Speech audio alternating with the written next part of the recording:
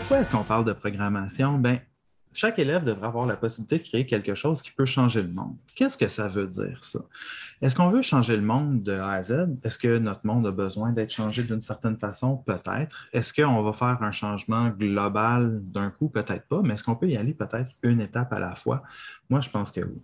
Je pense que tous les élèves vivent dans un monde où on se retrouve avec de plus en plus d'outils qui sont disponibles autour de nous, puis on a juste à regarder les emplois qu'il y a autour de nous. Plus ça va, plus il y a d'applications. On peut juste penser, il y a 10 ans, est-ce qu'on aurait pensé que notre plombier nous ferait une facture sur son iPad? Peut-être pas. Aujourd'hui, c'est rendu commun, puis on n'est même pas surpris. Donc, d'où ça vient, toutes ces applications-là, toutes ces possibilités-là? Ça vient de l'accès à cette technologie-là. On peut être ingénieur, avoir besoin d'une application spécifique. Puis moi, j'aime souvent parler de l'enfant qui, aujourd'hui, on ne sait peut-être pas, est-ce qu'il va avoir réellement besoin de ça? Peut-être qu'il va devenir psychologue. Comment un psychologue aurait besoin d'une application? Si cet enfant-là fait une recherche éventuellement, a besoin de bases de données, est-ce que ce serait peut-être intéressant pour cet enfant-là d'avoir une application pour noter tout ça? Donc, on ne sait pas ce qui s'en vient. Puis, on a juste à regarder ce qui se passe en ce moment. Regardez tous les nouveaux emplois qu'il y a depuis quelques années. On s'entend là, gestionnaire de réseaux sociaux, il y a 5 ans, ça commençait à peine. Conceptrice d'app, spécialiste en services info-nuagiques. Oui, on est tous sur des clouds, là, comme on dit aujourd'hui, mais il n'y a pas si longtemps que ça, on ne savait pas c'était quoi. Donc, plus ça va, plus il y a des emplois qui ont besoin de ces informations-là. Blogueur, je suis blogueur pour des jeux de société. Est-ce que j'ai besoin nécessairement de programmer? Non. Mais toutes les compétences que j'ai acquises au travers de ça me permettent de l'appliquer. Donc, on s'entend qu'il y a un monde d'emplois qui s'en viennent. Puis souvent, avant, on disait, on ne sait pas ce qui va exister dans 20 ans. Est-ce qu'on sait ce qui va exister dans 10, dans 5? Ça change tellement vite maintenant que moi, en tout cas, de mon côté, avec mes élèves, mon but, c'est de leur donner des outils pour pour s'ouvrir des portes, dans le fond. On parle des compétences du 21e siècle. Moi, je veux que mes élèves aient la capacité, la compréhension d'aller plus loin, sans nécessairement en faire des programmeurs. Là, on va s'entendre. Pour faire tout ça, il y a certaines compétences qui sont recherchées. Puis si on lit ce qui est là, du leadership, de l'apprentissage actif, les résolutions de problèmes complexes, qu'on en fasse en mathématiques ou qu'on en fasse dans la vie de tous les jours, on a besoin de résoudre des problèmes. On a besoin de comprendre comment les choses fonctionnent. Puis ça, ce sont des compétences qui viennent d'un rapport qui est The Future of Jobs. Donc, même des experts se sont penchés sur le sujet et s'attendent à avoir ces compétences-là. Est-ce qu'on peut offrir aux enfants ce genre de compétences-là avec l'école typique linéaire? Peut-être, peut-être pas. Écoutez, moi, je pense qu'on peut leur donner d'autres outils pour ça. Et puis, si je parle de cette image-là, puis que je vais à celle-ci, probablement que plusieurs l'ont déjà vu, le cadre de référence de la compétence numérique qui est associé au plan d'action numérique. Qu'est-ce qu'on veut créer? On veut créer des citoyens éthiques, on veut qu'il y ait une pensée critique, on veut que la collaboration soit présente à tous les niveaux. Donc, tout ça, c'est tout relié ensemble au fait que si on outille nos élèves et qu'on parle de programmation, on va pouvoir les amener plus loin. Puis là, quand je parle de programmation, est-ce que je parle nécessairement d'écrire du code? Non, pas nécessairement. Un des bons exemples qu'on utilise à notre école en maternelle, on s'entend au préscolaire, 5 ans. Ma collègue va mettre une brosse à dents, puis un tube de dentifrice sur la table et va demander à ses élèves de la programmer à se brosser les dents. Mais qu'est-ce qu'on va réaliser? On va réaliser en début d'année, si elle le fait en début d'année puis à la fin de l'année, là, que ça va être complètement différent. Au début, ils ne vont même pas lui dire de prendre la brosse avant de la mettre à sa bouche. Donc, est-ce que ça fonctionne? Non, on évolue. Et à la fin de l'année, ils vont lui donner toutes les étapes et ils vont comprendre qu'ils sont responsables de la façon dont elle va agir. Donc, toutes ces compétences-là se développent puis peuvent se développer à un très jeune âge. On embarque dans la création d'apps inclusives, qui est le gros de notre sujet aujourd'hui. Qu'est-ce que c'est? Puis oui, il y a le nom de Jennifer au bas de la diapositive, qui est une autre collègue ADE avec qui j'ai travaillé sur la présentation puisque je la refais là, quelques fois. Je trouve ça important de nommer et de donner les droits. C'est elle qui a fait tout le beau look derrière ça. Pourquoi une application inclusive? Qu'est-ce que c'est? Tout ça, évidemment, on va venir sur le sujet puis on va y réfléchir. Mais, si vous le voulez bien, quelles sont les apps que vous utilisez? Qu'est-ce que vous aimez de ces apps-là? Pourquoi on utilise des apps dans la vie? Si vous êtes prêts à partager, là, j'aimerais ça vous entendre. Quand est-ce que vous utilisez des apps ou vous l'écrivez là dans le chat et pour quelles raisons? Si je peux me permettre. Ben oui. OK. J'ai fait utiliser Swift Playground à mes élèves cet après-midi. On a l'iPad 1.1 à partir de la 4e année à mon école. Alors, c'est vraiment super. Et puis, on a tendance peut-être à oublier parfois les applications de base de iPad. On en fait rajouter aux parents, on en fait utiliser d'autres. Et puis, je suis allée vraiment honnêtement avec les enfants. Je dis là, vous allez cliquer sur votre Swift Playground, le petit oiseau, et vous allez explorer. Puis j'ai dit, vous, là, vous êtes les enfants techno, fait que vous allez me figurer ça. Puis là, j'ai vu, pour certains, là, il y avait de l'insécurité. Fait qu'à un certain moment, j'ai dit, placez-vous 2 par 2. Et puis là, il y a eu comme une... Ça s'est fait de façon toute naturelle, là. Et souvent, c'est ce que je faisais remarquer à une collègue, c'est que les enfants qui sont plus doués, parce que c'est vraiment une façon de penser, c'est des enfants qui réussissent pas nécessairement à l'école, dans l'écriture. Tout à fait d'accord. Alors, ça l'a fait accrocher un sourire à un enfant qui n'en avait pas pendant toute la journée pour x raisons. Et là, il devenait I know everything about that. Puis là, il s'est mis en paire avec quelqu'un qui lui a tout expliqué. Fait que ça, c'était... Ben, c'est ça. Puis, ça, c'est Swift Playground. Bon, c'est une des applications que j'utilise également. Puis, je vais revenir à ça s'il nous reste un peu de temps à la fin. Là, je vais en parler de Swift Playground de façon plus détaillée. Mais ce que j'ai vu dans le chat aussi qui est super intéressant pour sauver du temps. Hein? On est d'accord, on va vouloir utiliser une application pour faire quelque chose plus rapidement. On veut utiliser quelque chose de plus efficace, de plus rapide. Pourquoi est-ce qu'on a plan sur notre téléphone? Bien, on veut se rendre à une place puis on ne veut pas se perdre. C'est pour nous faciliter la vie habituellement qu'on va utiliser des apps. Puis Swift Playgrounds est parfait pour nous faciliter la vie dans l'apprentissage de la programmation. Mais comme j'ai dit, ça, je vais revenir à ça un petit peu plus tard. Mais oui, le but derrière tout ça, c'est de se faciliter la vie, de rendre les choses plus efficaces. Donc, pourquoi est-ce que nous, on voudrait créer une app? Pourquoi, au primaire, on pourrait demander à des enfants, qu'est-ce que vous voulez créer comme app? Donc, de quoi on va partir? On va partir d'un problème. C'est quoi un problème que je voudrais régler? Pourquoi est-ce que j'aurais besoin d'une app pour quelque chose? Je jasais avec Laurie tantôt, puis on disait qu'elle a suivi la formation, puis là, elle disait, j'ai besoin de dormir, mais ça, une app pour dormir, ça ne sera pas super efficace. Effectivement, on va se trouver quelque chose qu'on peut régler peut-être avec une app, mais on va réfléchir à un problème qu'on a, puis on va le faire tout le monde ensemble. Pourquoi on veut créer une app? Parce que c'est partout. On s'entend, c'est rare qu'on n'a pas un ordinateur, un iPad, un iPhone à portée de la main. Même les enfants récupèrent nos vieux téléphones. C'est accessible. On s'entend que plus ça va aussi, plus c'est accessible. Qu'est-ce qui s'en vient dans le futur? Est-ce qu'on sait ce qui s'en vient? Non, pas particulièrement, j'en ai parlé tantôt. Mais est-ce qu'on va tous être en réalité virtuelle? Je ne le souhaite pas. Honnêtement, là, le virtuel, c'est déjà pas pire avec la COVID. On l'a testé. C'est le fun de revenir aux autres personnes. Mais est-ce qu'une app, dans le futur, pourrait nous être utile? Très probablement. Puis, l'app va servir à quoi? Bien, elle va servir à aider. Hein? Donc, on veut résoudre un problème, on veut s'aider, on veut aider les autres. Donc, l'entraide, la diversité, on va en parler aussi. On parle d'une app inclusive. Je vous explique ça un petit peu plus en détail tantôt aussi. Mais c'est un peu pour tout ça qu'on veut créer une app.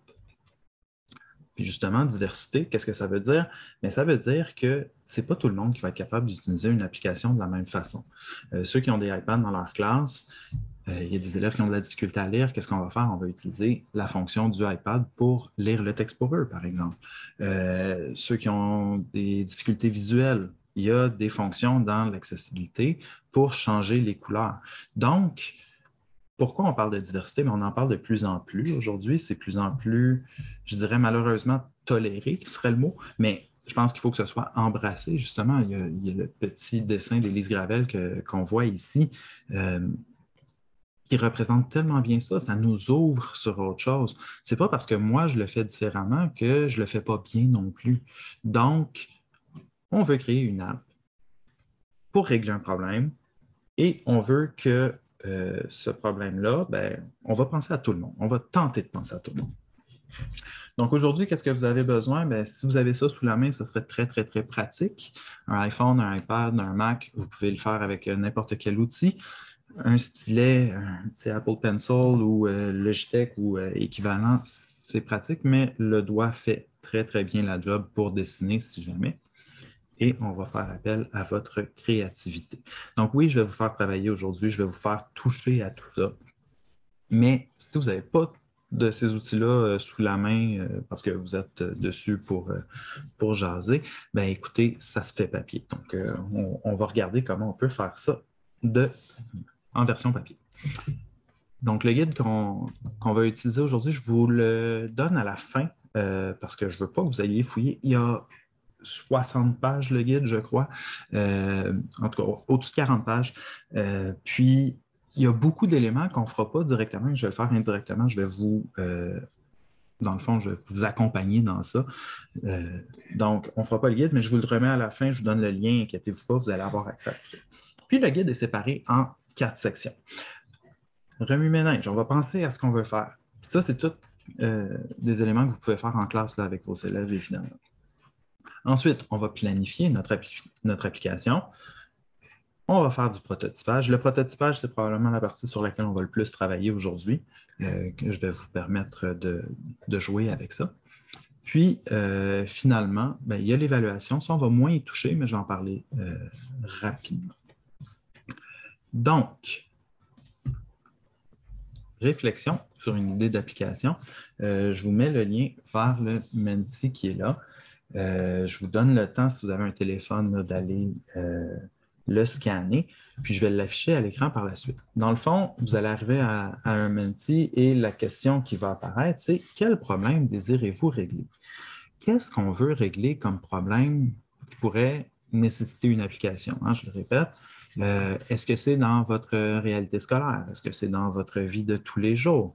Vous pouvez penser avec la vision d'un enfant, si vous voulez. Donc, code QR, téléphone pour scanner l'appareil photo, ça va vous amener directement à la page. Sinon, il y a menti.com avec le code 31696818. Donc, si vous avez la possibilité,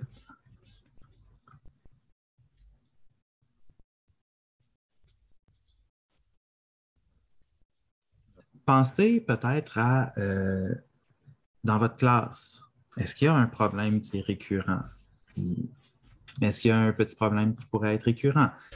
Donc, le développement socio-émotionnel de ces élèves, c'est une très bonne idée. Comment est-ce qu'on va faire ça en application? Il va falloir y penser comme il faut, mais est-ce qu'on peut les accompagner là-dedans? Est-ce qu'on peut créer une application qui va leur permettre de gérer ça différemment? Pourquoi pas? De trouver des trucs quand il y a des conflits. J'ai aidé mes élèves à organiser leurs oublis de matériel. Et voilà, oubli de matériel. Hein? On le sait, nos élèves, ils n'apportent pas les trucs le soir. Est-ce qu'on serait capable de créer une application? Aller aux toilettes pendant les périodes plutôt que durant la pause. Est-ce qu'on serait capable de créer un système de gestion pour notre classe ou pour l'école peut-être même? Est-ce qu'on peut penser plus grand? Être certain que si on envoie un élève, ça l'affiche, puis il n'y a personne d'autre qui peut l'envoyer pendant ce temps-là. Pourquoi pas? Une application pour gérer le temps à reprendre et le temps perdu. On a des élèves qui nous font perdre un peu de temps parfois parce que, bon, c'est plus difficile, ils ont de moins bonnes journées. Est-ce qu'on pourrait justement créer tout ça? Donc, vous avez des super bonnes idées, puis vous voyez, je pense, là, déjà, comment on peut penser autrement au travers de tout ça, puis potentiellement avoir une application qui pourrait nous aider dans tout ça. Donc, je vais revenir à l'autre présentation. Mais j'adore les idées que vous avez eues. Je pourrais les réafficher peut-être un petit peu plus tard, là, au besoin. Je ne les ai pas perdus. Donc, on est revenu ici. Voilà. Nous, de notre côté, on avait pensé à quelques idées. On avait pensé à où est ce prof? Hein? Je veux retrouver l'enseignant de musique dans l'école, mais je ne sais pas il est où pendant la récréation. Est-ce qu'il est dans ton local? Est-ce qu'il est en surveillance? Tout ça. Donc, on a pensé à potentiellement créer une application à ce sujet-là. C'est ce que je vais vous présenter aujourd'hui. Dans le fond, je vais faire le processus avec vous. Fait que si vous voulez suivre ce que je fais par rapport à cette application-là, c'est parfait. Vous me suivez, on le fait ensemble. Si vous voulez travailler de votre côté sur l'idée que vous aviez eue, ben pourquoi pas? Vous pouvez commencer à penser à ça. On voulait vous donner aussi la possibilité, s'il n'y avait pas eu beaucoup d'idées, personnelles. Je veux prendre l'autobus. Comment est-ce que je fais pour m'organiser pour prendre l'autobus? C'est tellement compliqué. Est-ce qu'on serait capable de créer une application par rapport à ça? Ou j'ai un jardin l'été, mais je ne suis pas la personne la plus assidue, puis je fais plus mourir mes plantes que je les laisse vivre. Comment je peux m'organiser pour m'assurer que mon jardin soit toujours arrosé? Donc, est-ce qu'on serait capable de créer une application à ce niveau-là? Donc, à votre discrétion, vous pourrez choisir le modèle qui vous convient, mais je pense qu'il y a des choses intéressantes à faire là, puis il y a des choses intéressantes à faire avec les idées que vous avez. Le guide, à quoi ça ressemble? Ça ressemble à cette page-là. Donc, vous avez une belle grande page avec des éléments à remplir. À partir des idées que vous avez eues, si vous voulez prendre un bout de papier, Pages, Notability, peu importe l'application que vous utilisez pour écrire, Word même, aucun problème. Donc, peut-être prendre le temps d'écrire de votre côté, ben, c'est quoi les problèmes qu'on a? On l'a déjà fait un petit peu, là, donc vous pourriez peut-être écrire les quelques problèmes que vous avez déjà écrits. L'idée qui vous intéresse le plus pour vous, sur quoi vous voudriez travailler, puis la résumer en une phrase. Qu'est-ce qu'on sait à propos de ce défi-là? Hein? Donc, si je prends l'exemple des toilettes, s'il y a trop d'élèves qui vont aux toilettes en même temps, je sais que ça peut causer des problèmes. Bon. Et qui est concerné ou touché par ce problème, ce défi? Vous pouvez également aller remplir ça. Je vais vous afficher ce que moi j'ai fait. Donc, j'ai pris les 3 idées qu'on avait, mais prenez le temps quand même là, de bien remplir votre document ou de le prendre en note, comme je disais, parce que vous n'avez pas le document, hein, je m'excuse. Donc, trouver un enseignant dans l'école, réussir à trouver l'horaire d'autobus, pas oublier d'arroser mon jardin, ce sont des problèmes auxquels je fais face. Qu'est-ce qui m'intéresse le plus là-dedans? Ben, moi, j'aimerais ça qu'on soit capable de retrouver un enseignant. Donc, cette étape-là est importante à faire. Pourquoi? Parce qu'avec nos élèves, c'est ça qui va leur permettre de réfléchir à quelle application ils vont vouloir faire. Et c'est aussi grâce à ça qu'on va peut-être pouvoir sortir plusieurs idées. Puis là, moi, dans mon fonctionnement, ben, on va sortir les meilleures idées d'application. On va les afficher dans la prochaine diapositive. Je vais vous montrer ça dans quelques instants. Puis, ben là, il y a plein d'options qui s'offrent à nous. Est-ce que chaque élève choisit une application et la fait de son côté? Est-ce qu'on les fait collaborer et travailler en équipe? Il y a des belles options dans Keynote, si vous avez des iPads, là, pour faire le prototypage et travailler en équipe sur une même présentation. Voilà, on tombe à cette page du guide qui nous dit ben, mon idée d'app, en quoi ça peut être utile. Puis là, c'est là que moi, je mettrais toutes les meilleures idées de tous les élèves. Est-ce qu'on est obligé de le faire dans le guide? Comme je dis, on peut le faire au tableau. Là. Il n'y a rien qui nous empêche de le faire différemment. Le guide est là pour nous outiller, dans le fond. Et en bout de ligne, qu'est-ce que ça donne? Ben, l'idée d'app, c'est où est ce prof? Qu'est-ce que ça fait? Ça permet aux élèves de localiser rapidement un enseignant qu'ils veulent rencontrer dans l'école. Donc, vous voyez, on va choisir les idées. Puis là, ben, il y en a 3 dans la page, mais on pourrait évidemment en mettre 5, 6, 7. Puis là, faire des petites équipes qui veulent travailler sur le même sujet. Donc là, on était dans la partie remue-ménage, réflexion. Qu'est-ce qu'on va faire? On continue. Maintenant, on va être dans la planification. La planification, qu'est-ce qu'on veut faire? Bien, on veut penser à qu'est-ce que je vais utiliser dans mon application. Il y a plein d'outils dans. Puis on s'entend qu'on va parler plus iPad, iPhone, selon notre niveau. Au secondaire, ce serait peut-être plutôt iPhone parce que les enfants en ont autour d'eux. Au primaire, souvent, ce sont des classes iPad. On va leur donner, ils vont avoir leur iPad 1 pour 1 ou l'école va le fournir, peu importe. Donc, peut-être plus tablette au primaire. Donc, ça, c'est selon notre réalité aussi. Mais ces appareils-là ont une multitude de choses à l'intérieur. Si je veux pouvoir chercher un enseignant spécifique, est-ce que je pourrais taper son nom? Peut-être. C'est là que la diversité vient puis que l'inclusion entre. Oui, mais si moi, j'ai une dysorthographie, si j'ai une difficulté avec le clavier, qu'est-ce que je pourrais faire? Est-ce que je pourrais peut-être mentionner le nom avec le micro? Ah, pourquoi pas? Est-ce que je veux utiliser le GPS et le plan pour me rendre à l'endroit où cet enseignant-là est? Donc, comme je dis, moi, je parle de mon idée, là, mais de retrouver un enseignant dans l'école ou une enseignante dans l'école, il y a tellement d'éléments. Est-ce que le téléphone pourrait vibrer quand on s'approche de la personne? Pourquoi pas? Donc, quelqu'un qui a une difficulté visuelle pourrait, ah ben oui, je m'approche, mon téléphone vibre. Donc, ça peut être intéressant. Il y a aussi tous les autres aspects, donc le contenu accessible, les autres options de saisie, la description d'accessibilité. Donc, l'enfant n'est pas capable de lire. Est-ce qu'on va mettre une photo pour identifier? Est-ce qu'on va mettre peut-être plutôt la possibilité de lire le texte qui est écrit à l'écran? Donc, il y a plein d'options. Puis là, ça, c'est dans la planification qu'on va le faire, donc dans les pages bleues un petit peu plus foncées, là. Donc, dans le guide, on nous accompagne là-dedans. Je ne mettrai pas l'emphase totale sur ça. Je pense que l'important, c'est de réfléchir à l'application elle-même et non pas toutes les possibilités, parce qu'il y en a. Mais d'en parler, d'y penser, c'est un super bon sujet en éthique, l'acceptation des autres. Donc, pourquoi pas l'intégrer aussi un minimum? C'est pour ça qu'aujourd'hui, je vais juste vous présenter les deux diapos que je viens de vous présenter, mais il faut le garder en tête. Donc, tout à l'heure, quand vous allez faire du prototypage de votre côté, pourquoi pas garder ça? Parlant de prototypage, bien, ça va être à vous de travailler aussi un petit peu. Bien, je vais travailler avec vous, on s'entend, mais on va commencer à penser à faire notre propre application. Donc, qu'est-ce que vous avez besoin? Comme j'ai dit, un outil, que ce soit iPhone, iPad, je vais vous donner les outils pour ça.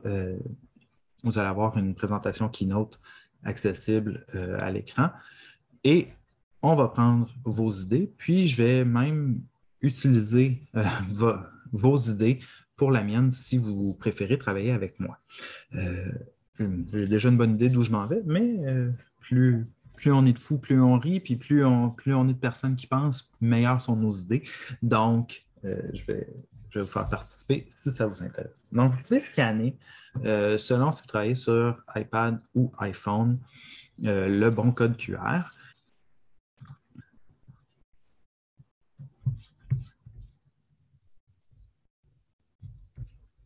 Voilà pour l'iPad. Et pour le iPhone. Donc, c'est un document qui est très de base. Mais je vais venir afficher mon écran de iPad à moi. Voilà. Donc, ce qu'on va faire, c'est qu'on va aller dans Keynote. Donc, Keynote, c'est le petit icône bleu qui est le PowerPoint de Mac, là, si vous ne connaissez pas. Puis, là, j'ai préparé mes choses parce que je fais 3 fois la même présentation. Puis, on va prendre celle du... Qu'est-ce que c'est? Ben, c'est simplement une page blanche, hein, comme vous pouvez voir. Puis là, moi, dans ma tête, qu'est-ce que je veux faire? Je veux créer une application. Donc, qu'est-ce que je vais vouloir? Ben, je vais peut-être commencer par avoir une page d'accueil. Ensuite, Oui, je vais vous parler de quelques fonctionnalités de Keynote en premier. Ça va peut-être aider si vous ne connaissez pas. Donc, si vous appuyez, là, c'est parce que j'y vais avec la souris pour vous le montrer. Si vous laissez appuyer, vous pouvez dupliquer des diapositives. Donc, vous pouvez rajouter des pages. Donc, si vous appuyez sur la page ici. Puis oui, on peut utiliser une souris sur un iPad si jamais vous ne le saviez pas. Ça se connecte, puis justement, on est capable d'afficher les choses de façon un peu plus intéressante. Le plus en haut, c'est un outil très, très, très utile. Donc, vous pouvez aller sur les formes. Dans les formes, vous allez avoir des formes de base, mais vous allez aussi avoir le texte. Donc, souvent, on l'oublie. Où est-ce que je peux ajouter du texte dans Keynote? C'est ici. Et finalement, l'autre outil qu'on va vraiment beaucoup utiliser, c'est l'espèce de pinceau.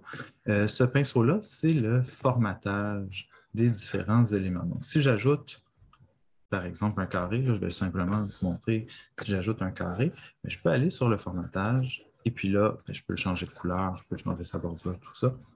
Pour l'instant, ce n'est pas ce qu'on va faire. Donc, on peut réappuyer sur une forme là-dessus.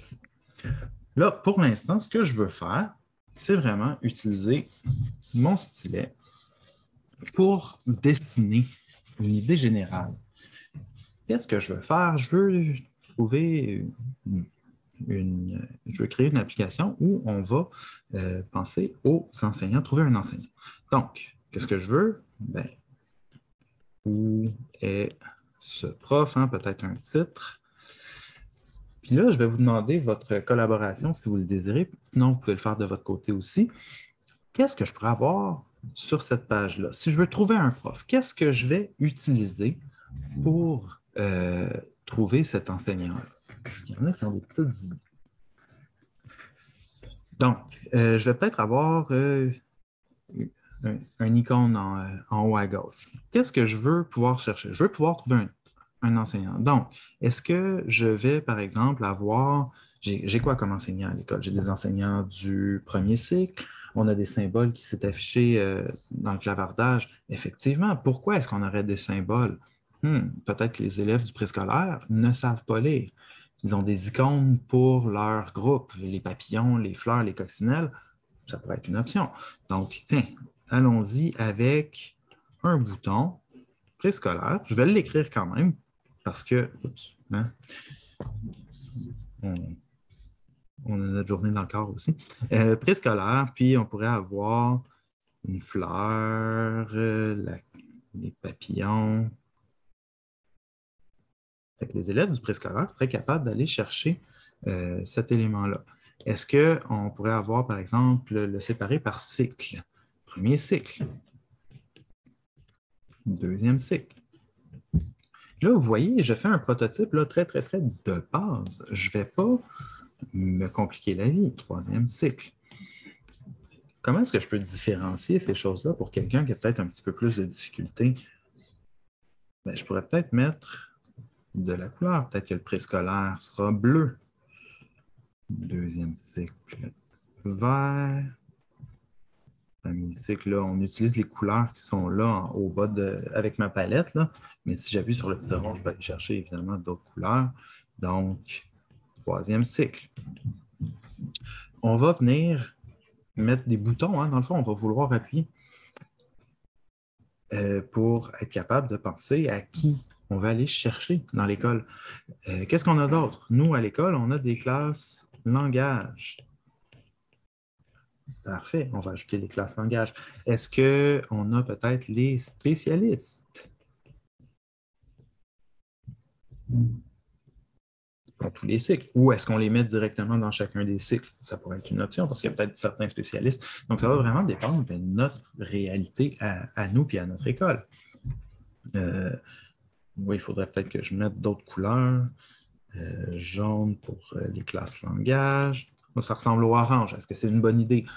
On parle de diversité, d'inclusion.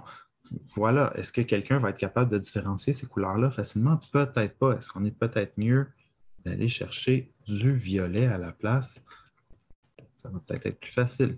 Donc, vous voyez, on est capable de penser à différentes façons de faire ça. Puis, quelle fonctionnalité on va vouloir utiliser dans tout ça? Peut-être qu'on va vouloir utiliser le clavier pour chercher. Donc, la loupe. Est-ce qu'on va vouloir utiliser un petit micro à la place. Là, je ne me souviens plus, il y a l'air de quoi ce bouton-là. Regardez, je vais me faciliter la vie. On peut aller chercher ici, micro, voilà. Je vais ajouter le micro, c'est bien plus facile, je ne suis pas très bon en dessin. On va utiliser ce... Ah, bon, il grossit. Donc, voilà. Donc, il y a moyen d'utiliser ce qui est déjà disponible dans l'application.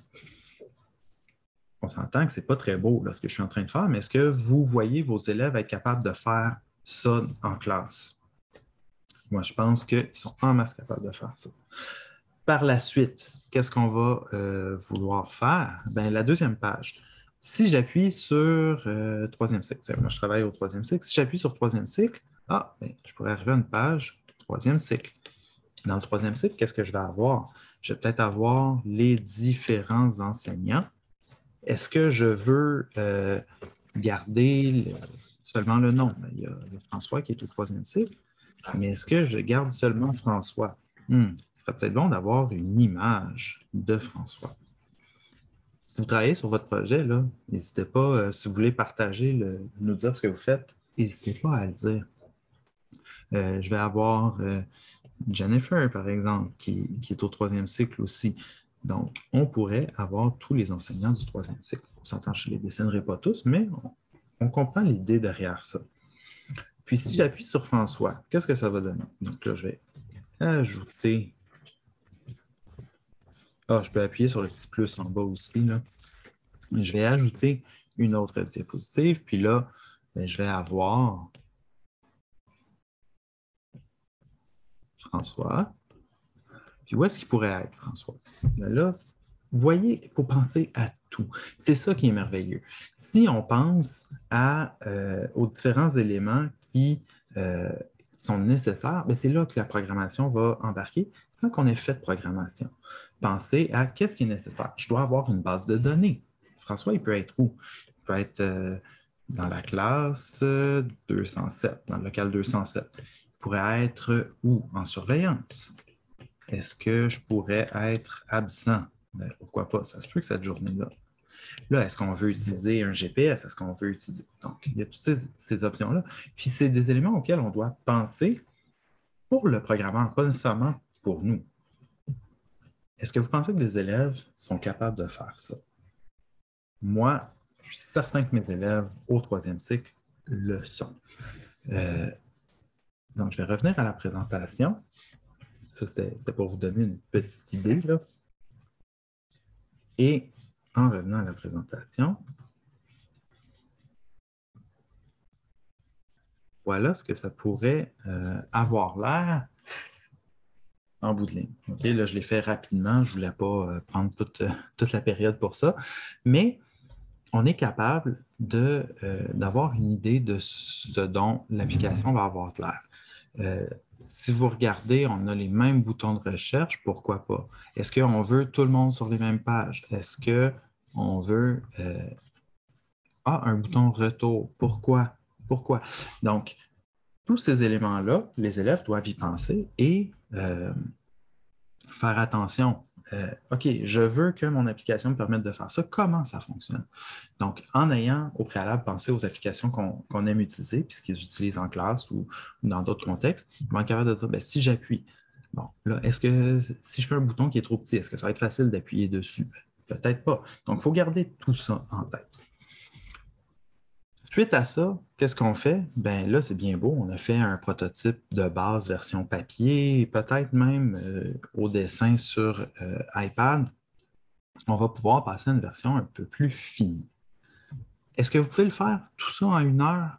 Oui, c'est possible. Je vous recommande quand même un petit peu plus de temps parce qu'une heure avec des élèves, ça va être rapide. Puis là, j'ai l'impression de vous garrocher ça un petit peu là, en bon français, mais c'est ça, il y a moyen de le prendre un petit peu plus de temps peut-être en classe.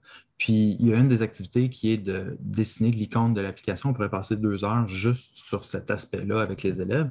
Ils seraient tellement heureux de faire juste ça que c'est ça. Ils sont perfectionnistes, ils veulent bien faire. Donc, on va revenir à mon iPad. On va passer à la prochaine étape qui est amener ça de façon peut-être un petit peu plus... je cherche mon écran, voilà. Un peu plus beau. Donc, je reviens. Je vais reprendre l'idée de cette page-là. Je vais la dupliquer encore une fois. Je vais en ajouter une autre, c'est pas plus grave. Des fois, ça ne fonctionne pas. On est humain. Donc, là, ce que je vais faire, c'est que je vais utiliser des boutons. Donc, je vais aller dans les formes. Je vais enlever le micro. Puis là, je vais mettre des formes. Hop, on va faire des boutons. Donc, on avait dit qu'on pourrait avoir l'icône de l'application en haut, par exemple. Par la suite, qu'est-ce qu'on va avoir? On peut aller ajouter du texte. Voilà. Où est ce prof?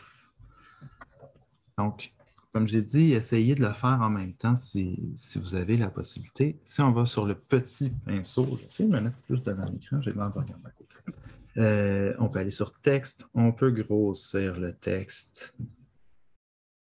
Voilà, on peut aller choisir quelque chose d'encore plus gros. Voilà. Où est ce prof? On arrive déjà à quelque chose qui est un petit peu plus intéressant. On va rajouter des boutons. Donc, j'ajoute un rectangle. J'aime la forme arrondie. Ça, c'est moi. On peut aller faire aucun remplissage. On peut aller mettre une bordure. Et puis là, on avait dit préscolaire. Je crois qu'on avait dit rouge. On va aller chercher le rouge. Puis on va la grossir un petit peu. Si on appuie 2 fois à l'intérieur, on a la possibilité d'écrire, donc on peut venir mettre préscolaire. Bon, là, il n'apparaît pas. Mais je vous garantis que j'ai tapé, vous le voyez, souvent le problème, c'est qu'il va vouloir écrire en blanc. Si on est sur fond blanc, il ne voudra pas, on a simplement à venir changer la couleur du texte pour être capable de le faire. Donc, vous voyez, j'ai mon bouton préscolaire. Je peux appuyer sur le bouton, copier, je réappuie sur mon écran, coller, hop, on est rendu avec 2 boutons. On peut tout faire ça assez rapidement. Donc, ce n'est pas un cours de Keynote que je vous fais nécessairement, mais je pense que vous voyez où on s'en va avec ça. Puis, je vais mettre 3e cycle. Oups. Parce que c'est ce que j'ai fait tout à l'heure. Puis, 3e cycle, j'avais mis quelle couleur? Tiens, on va dire orange. Je vais le déplacer ici. Je vais aller le mettre orange. Donc, vous voyez, c'est quand même assez rapide et efficace. Si vos élèves sont habitués de travailler avec Keynote, c'est intéressant. Je vais rajouter une autre diapo, puis là, comme j'ai dit, simplement, on peut les déplacer. Je vais la mettre sous celle-là. Donc, qu'est-ce que j'ai dit? 3e cycle, parfait. Je pourrais mettre 3e cycle en texte. Comme ça. Ce qui est intéressant, si vous le déplacez, là, il y a une ligne jaune qui apparaît s'il est centré. Très simple de tout organiser de belle façon. On va aller le mettre plus gros. Voilà. Puis là, qu'est-ce qu'on disait au 3e cycle? Mais on va avoir encore les enseignants. Ah, écoutez, je n'ai même pas le goût de faire ça comme ça. Je vais aller récupérer mon bouton que j'ai fait là. Copier. Coller. Hop. Puis à la place de 3e cycle, qu'est-ce que je vais mettre? Je vais mettre Monsieur François. Parce qu'à notre école, il nous appelle Monsieur Madame. Hein? Puis pas les livres, là, évidemment. Donc, Monsieur François, est-ce que je pourrais avoir peut-être une photo de Monsieur François qui est là, comme on disait plus tôt? Là, truc super intéressant, si vous appuyez sur plusieurs objets en même temps, un doigt, puis on appuie sur les autres, on peut les grouper. Donc, je ne sais pas si vous voyez à l'écran, c'est marqué grouper. Puis là, ça devient un tout. Bien là, qu'est-ce que je peux faire avec ça? Je vais pouvoir utiliser. Je reviens à mon 3e cycle de tout à l'heure. C'est là que Keynote devient super intéressant pour faire ce projet-là. Si je laisse appuyer un petit peu, Donc, il y a le menu qui vient pour le bouton. Qu'est-ce que je peux faire? Je ne sais pas si... Oui, je peux le faire ici avec ma souris. Là. Vous voyez une petite flèche ici à droite de la barre. On appuie là-dessus, puis on a lien qui apparaît. Si on appuie sur lien, on peut choisir vers où ce bouton-là va nous pointer. Donc, on va aller à la diapo 4. Donc, on va choisir lien vers la diapositive, puis on va choisir la 4. Parfait. On voit ici qu'il y a un petit lien qui a été créé. Je vais passer en mode diaporama, puis je vais appuyer sur mon bouton troisième cycle, puis vous allez voir ce qui se passe. Et ça m'amène à la page du troisième cycle. Donc, j'ai l'impression d'avoir carrément une application fonctionnelle. Si je ressors, là, si je le refais, donc en mode diaporama, donc on peut créer Keynote en mode diaporama, et puis là, quand je vais appuyer sur le bouton troisième cycle, hop, ça m'amène à la page du troisième cycle. Puis là, c'est là qu'on disait tantôt, un bouton retour, j'y ai pas pensé. Pourquoi est-ce que ce serait pratique? Ça me ramènerait à la première page. Je pourrais évidemment faire la suivante comme ça, mais vous vous en doutez, c'est déjà fait. Mais regardez ce que ça peut donner en version finale. Où est ce prof? On reconnaît l'icône. Ma collègue Jennifer a passé un petit peu de temps là-dessus. C'est là qu'on disait que les élèves pourraient décider de passer des heures et des heures. L'espèce de où est Charlie, si on veut, pour trouver l'enseignant. Ça, c'est une petite vidéo. Je vous montre à quoi ça peut ressembler. Donc, on voit les élèves du préscolaire avec leurs icônes, les différentes couleurs pour tout le monde. Donc, j'active la vidéo. Si on appuie sur troisième cycle, sur Jennifer, ben, on voit qu'elle est en surveillance. On ne pourra pas la trouver. On revient. Troisième cycle, est-ce que M. François est disponible, lui? Ah, ben, il est dans sa classe. Je vais pouvoir aller le rencontrer. Donc, vous voyez, on vient de régler un problème. Les élèves viennent de créer quelque chose qui ressemble réellement à une application. On s'entend, là, ça pourrait être fonctionnel sans nécessairement pour autant avoir fait une seule ligne de code, comme je disais au début.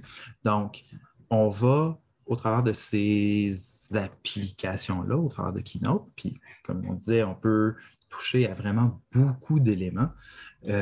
Au travers de tout ça, on va être capable de créer un semblant d'application que les élèves vont pouvoir utiliser, que les élèves vont pouvoir tester. Après ça, n'inquiétez-vous pas, il y a plein de belles choses à faire. Par exemple, comme je vous l'ai dit, il y a un bout évaluation, mais évaluation, pas évaluation dans le sens où l'enseignant va évaluer l'élève, mais l'élève va évaluer sa propre application. Comment est-ce qu'on va faire ça? Bien, tiens, je le passe à mon voisin. Est-ce que tu es capable de tester mon application et de me dire s'il y a des bugs? Ah, débogage. On parle de programmation encore. Oui, ça ne fonctionne pas. Quand j'appuie sur ce bouton-là, ça ne m'amène pas à la bonne place. Ou c'est sûr qu'on ne peut pas faire de vocal là, sur la Keynote, mais ben, il y a moyen d'enregistrer, mais pas dans le sens où je vais dire quelque chose et ça va m'amener à la bonne place. Mais c'est certain qu'on est capable de l'imaginer. Donc, les élèves vont être capables, au travers de ça, d'évaluer ce que l'autre élève a fait. Est-ce que c'est possible ou pas? Comment est-ce qu'on s'enligne au travers de ça? Reste à voir c'est quoi notre but avec les élèves, mais je pense qu'ils sont capables de réfléchir et de voir, ah oui, avec les plus jeunes, est-ce qu'on va le faire de la même façon? Certainement pas. On va peut-être tout faire ça, tout le monde en groupe. Est-ce qu'on va avoir des grosses affiches au tableau pour le faire? Puis peut-être que l'enseignant va faire le keynote pour le présenter. Très possible aussi. Pour trouver toutes ces ressources-là, bien, il y a évidemment un endroit en particulier où on peut aller trouver ça. Puis c'est le Apple Teacher Learning Center. Donc, je vais aller vous montrer un petit peu comment vous connecter à ça.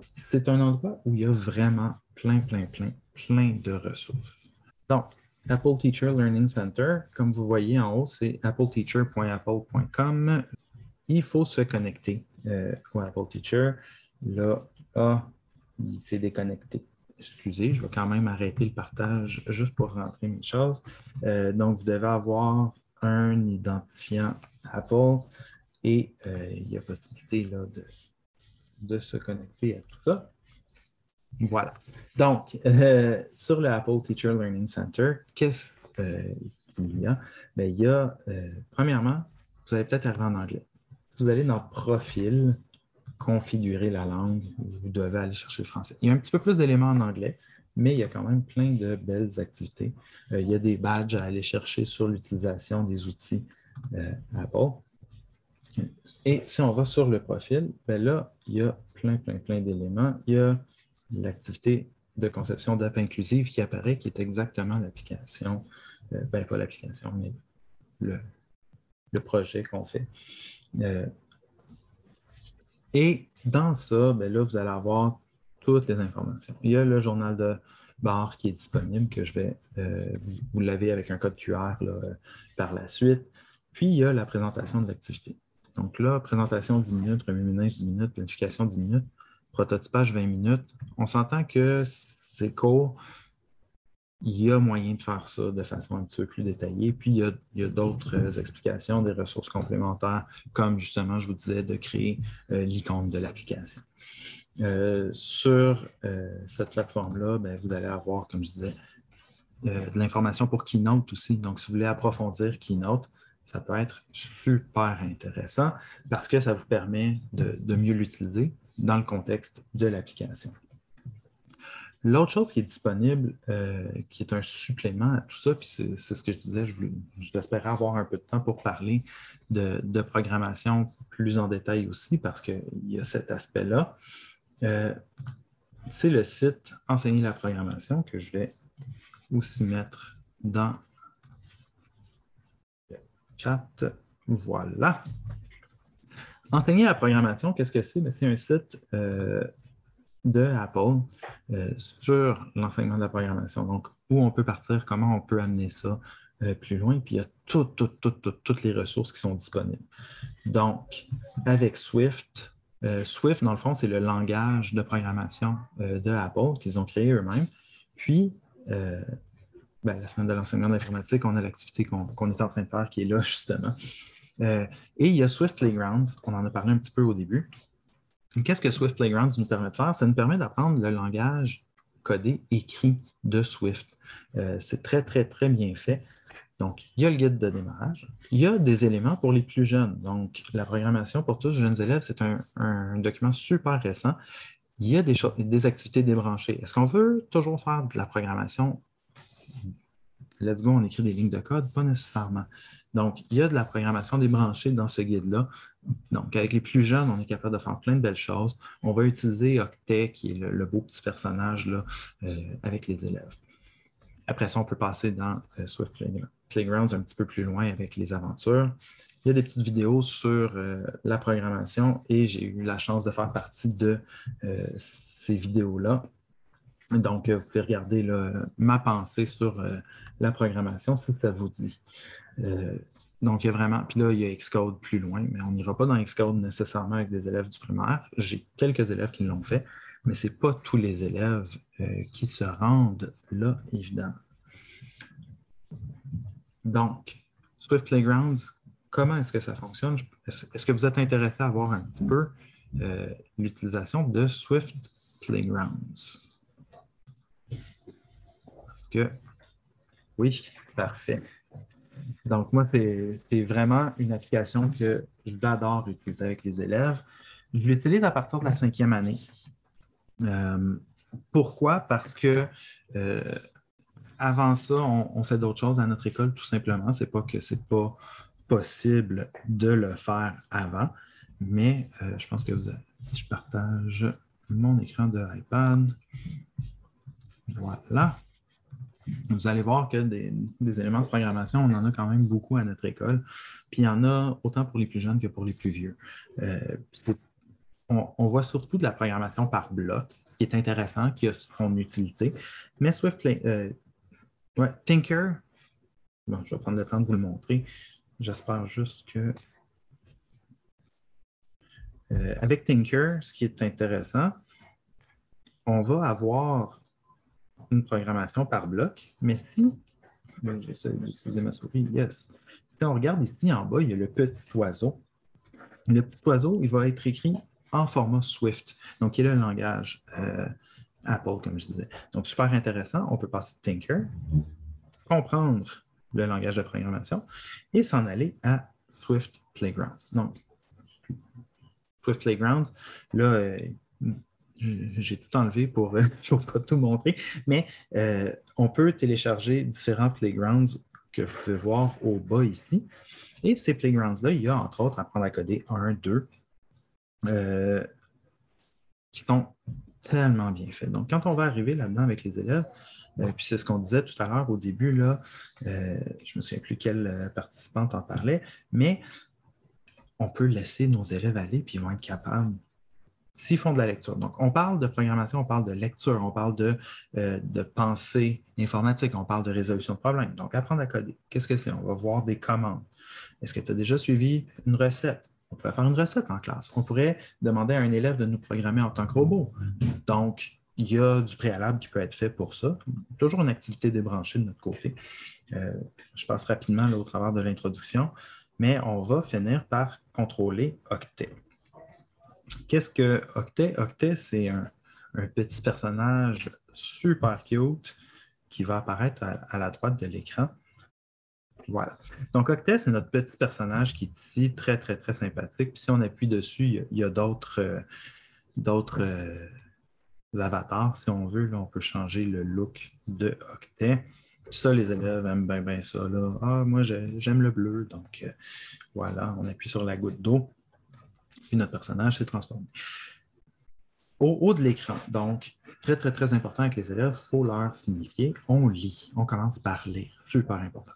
Donc, si je vous lis ça rapidement, move forward, ça veut dire avancer, collect gem, ça veut dire attraper une gemme. Donc, si on regarde ici à droite, on a 1, 2, 3 cases à avancer, puis collecter une gemme. Et là, souvent, ce que les élèves vont faire, puis au bas de l'écran, on va avoir des commandes qui sont déjà là où on peut aller les écrire. Là, je ne sais pas pourquoi ils n'apparaissent pas. Habituellement, ça va être écrit. Donc, si j'écris move forward, voilà, il l'a pris. C'est bien bizarre, ça. Mon application ne veut pas. Ça arrive. Souvent, ce que les élèves vont faire à la première, c'est move forward. Puis après ça, il va avancer pour collecter la gemme. Parfait. Ici, en bas de notre petit monde, on a exécuté notre code, mais ce que j'aime beaucoup utiliser, c'est avancer dans mon code. Donc, on va voir ce qui se passe au fur et à mesure. Donc, premier move forward, il a avancé. Deuxième move forward, il a avancé. Ah, collect gem, il fait juste sauter. Donc, on a une rétroaction directe de qu'est-ce que notre code nous permet de faire. Bon, qu'est-ce qui me manque? Comme je vous dis, j'ai la chance d'avoir... Ah, c'est ça, j'ai mon clavier qui est connecté. C'est pour ça qu'il ne veut pas. Je vais rajouter un move forward, mais comme je vous dis habituellement, sur la barre ici, là, il y a le prédicteur qui nous donne des options. Donc, on n'est pas obligé de tout taper. Les élèves ne sont pas obligés de tout taper. On va réessayer ça, avancer dans son code. Donc, on avance, et là, on va aller chercher la gemme. Donc, comme vous voyez, on est capable, avec Swift Playgrounds, de faire de la programmation, d'aller plus loin que juste penser à l'idée d'application qu'on avait. Maintenant, ça vous donne une idée de comment ça fonctionne. Tout ça évolue évidemment de façon super intéressante jusqu'à avoir des boucles, des if, des else, tout ce qu'on peut voir en programmation. Maintenant, si on essaie de faire le pont dans tout ça, qu'est-ce qu'on va voir? On va voir qu'on commence avec on commence par faire du débranché en premier. Pourquoi? Pour que l'élève réfléchisse. Ensuite, on s'en va vers, est-ce qu'on est capable de créer une application qui pourrait nous être utile? On va faire l'application inclusive. Je vous donne le lien là, dans quelques instants. On fait l'application inclusive. Qu'est-ce que ça nous donne? Bien, ça nous donne une idée. OK, oui, si je veux faire une application, les élèves vont être capables de réfléchir et d'aller tellement loin dans tout ça. C'est super intéressant. Puis après ça, on peut passer à Swift Playgrounds. puis commencer à apprendre la programmation. Puis si on a des élèves qui sont vraiment motivés puis qui sont très bons, puis là, on parlait de douance tantôt, est-ce qu'on a des élèves qui vont se développer une passion là-dedans? Moi, c'est ce qui m'est arrivé une année. Pourquoi est-ce que l'élève ne pourrait pas commencer à penser à créer cette application-là qu'on aura réfléchi, que ce soit en grand groupe, que ce soit de façon individuelle ou en petit groupe. Donc, on peut amener ça vraiment plus loin, mais on peut tout simplement faire l'activité de base et s'amuser avec nos élèves. Donc, comme je disais, je vous donne quand même le lien aussi vers le keynote complet. Donc, le keynote complet, comme je vous disais, il y a vraiment, je vais essayer d'aller... oui, j'affiche la bonne chose. Le keynote complet de l'application inclusive a vraiment beaucoup de pages. Au moins une quarantaine de pages, comme je disais, potentiellement plus. C'est un gros document. Est-ce qu'on fait tout? Je pense que la façon dont je vous l'ai présenté aujourd'hui, ça vous permet de le faire dans un temps raisonnable. Comme je disais avec des élèves, je ne pense pas qu'on le ferait en 1 heure spécifiquement. Là. Je pense qu'on pourrait rajouter le double. Mais c'est une belle activité à faire avec eux. Ce qui est intéressant dans le document complet, par contre, c'est que là, il y a d'autres idées d'accompagnement. Comment on peut aller plus loin avec les élèves? Qu'est-ce qu'on peut rajouter? Donc, on peut y aller de façon plus globale aussi. Moi, ce que j'aimerais, si ça vous tente, si vous êtes à l'aise, est-ce que vous pensez être capable de faire ça avec vos élèves? Est-ce que vous pensez peut-être essayer de faire ce projet-là dans votre classe ou avec vos collègues ou peut-être même faire une exposition d'applications si plusieurs groupes embarquent, on pourrait aller au gymnase quand il n'y aura plus de COVID puis que les parents pourront venir dans l'école puis tout ça, puis faire une présentation aux parents des différentes applications, ça pourrait être intéressant. Donc, je ne sais pas si de votre côté, c'est quelque chose que vous voyez possible. Je pense qu'il y a possibilité de faire ça de façon très intéressante avec nos élèves. Est-ce que j'ai passé au travers de tout ce que je voulais vous dire aujourd'hui? Je crois que oui. Si vous n'avez pas d'autres questions, je vous souhaite une très belle soirée. Excellent! Hey, merci beaucoup, François. Bonne soirée. Bye, toi aussi. Salut. Merci.